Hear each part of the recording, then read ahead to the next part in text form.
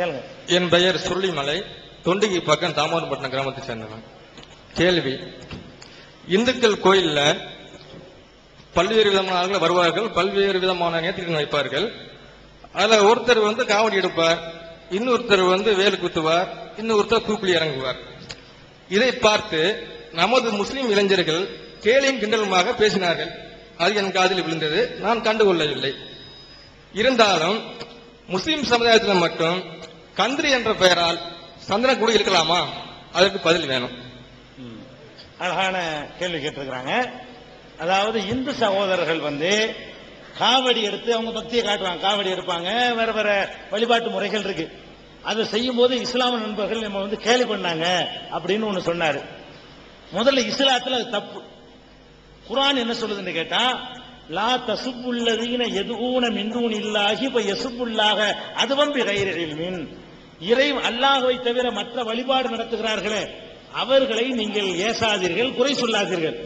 அப்படி சொன்னால் அவர்கள் அல்லாஹ்வை குறை சொல்வார்கள், தேவையற்ற பிரச்சனை உண்டாகும்.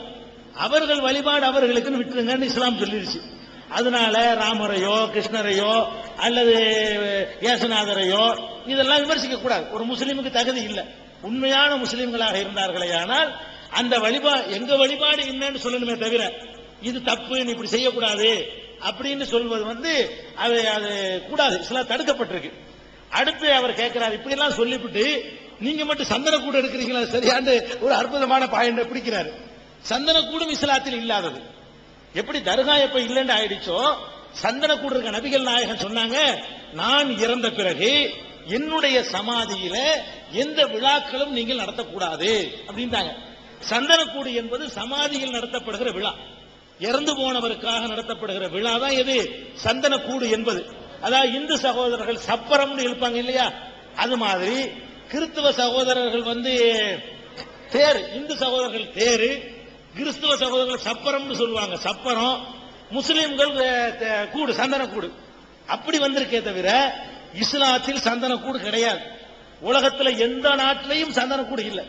சவுதி அரேபியாவில் சந்தனக்கூடு அவ்வளவுதான், நீ முஸ்லிமே இல்லைன்றான். அங்கெல்லாம் பேசலாம் இஸ்லாமிய நாடுகள்ல.